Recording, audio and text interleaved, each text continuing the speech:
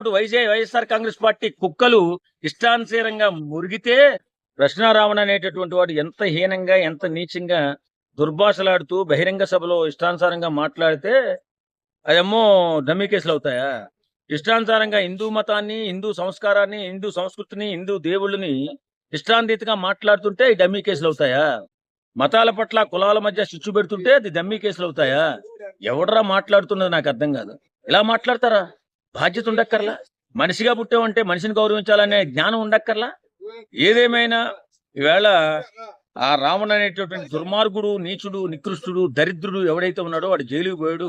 అందరూ సంతోషంగా ఉన్నారు, హ్యాపీగా ఉన్నారు.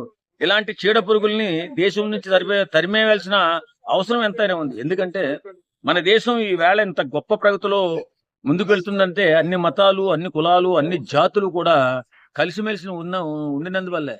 కానీ ఇలాంటి నికృష్టమైన వ్యధవులు కొంతమంది బయలుదేరి దేశాన్ని భ్రష్టు పట్టించాలని, దేశాన్ని తక్కువ చేసి చూడాలని, మతాల మధ్య కులాల మధ్య చిచ్చు పెడుతూ ముందుకెళ్తున్నారు. ఇలాంటి యదవులకి ఖచ్చితంగా బుద్ధి చెప్పి తీరాలి. ఇలాంటి యదవుల మీద మంచి పెద్ద పెద్ద కేసులే పెట్టాలి. దేశ ద్రోహులు వీళ్ళు. ఖచ్చితంగా ఈ ప్రశ్న జోసెఫ్ అనేటటువంటి కుక్కకి తగిన శిక్ష పడాలి.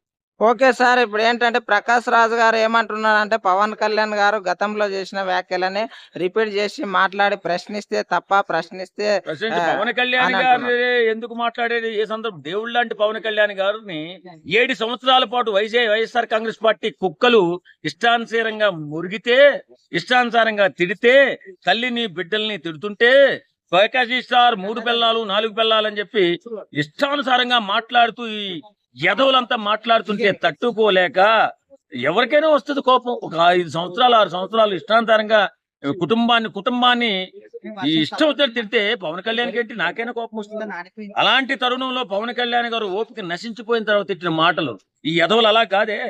ఈ యదవులు కావాలని డబ్బు కోసం లో ఉన్నటువంటి రాజకీయాలలో కొంతమంది దుర్మార్గులు ప్రేరేపిస్తే మాట్లాడినటువంటి మాటలు వీటికి సంబంధం ఉన్నాయా? బాధ్యత లేని యదవల్లాగా చాలా మంది ఇదే మాట్లాడుతున్నారు. పవన్ కళ్యాణ్ గురించి పవన్ కళ్యాణ్ తిట్టాడు కదా, పవన్ కళ్యాణ్ ఎందుకు తిట్టాడు? ఏమని తిట్టాడు? ఎన్ని సంవత్సరాలు ఇబ్బంది పెట్టాడు ఆయన కుటుంబాన్ని. చిన్న పిల్లలను కూడా మానభంగం చేస్తామని చెప్పారు నా కొడుకులు. మరి అప్పుడు లేదా? ఏదేమైనా పవన్ కళ్యాణ్కి ఈ కుక్కకి పోలిస్తారంటే ఆయనకు ఈ సిగ్గులేని యదవులు చాలా మంది ట్రోల్ చేస్తున్నారు ఈ మధ్య. రావణ ఏదో గొప్పోడైనట్టు. ఒక సంఘంలో బతుకుతున్నాము, ఒక దేశంలో ఉంటున్నాము అంటే అన్ని జాతుల పట్ల అన్ని మతాల పట్ల అన్ని కులాల పట్ల బాధ్యతగా వ్యవహరించాలి ఎవరైనా కానీ. లేకపోతే కుక్కను కొట్టినట్టు కొట్టి జైల్లో వేస్తారు. ఈ మధ్య చిన్న యూట్యూబర్లు ఇష్టానుసారంగా మాట్లాడేస్తున్నారు. కాబట్టి ఈ ప్రకాష్ రాజ్ అనేటటువంటి ఈ నీతిమాలిన కుక్కకు కూడా చెప్తున్నా, రే దేశం అంటే బాధ్యతగా ఉండు. ఒక 100 కోట్ల మంది హిందువుల మనోభావాలు దెబ్బ కొడుతూ ముందుకెళ్తున్నారు. మీరు ఎప్పటికైనా శిక్షించబడతారు సుమా. దేశం, మతం, కులం అన్ని కూడా మనం కట్టడిగా ఉంటేనే మన దేశం అభివృద్ధిలోకి వెళ్ళేది. ఇలా కులాల మధ్య విడిపోతూ, మతాల మధ్య విడిపోతూ, ప్రాంతాల మధ్య విడిపోతూ ఉంటే దేశమే అదే కాదు పాలైపోతుందిరా యదవా ప్రకాష్ రాజ్. ఇది గుర్తు పెట్టుకుని నువ్వు ఎవరికి సపోర్ట్ చేస్తున్నావో వాడికి సపోర్ట్ చేయి. అంతేగాని నీతిమాలను కుక్కలా బతకరా ప్రకాష్ రాజ్.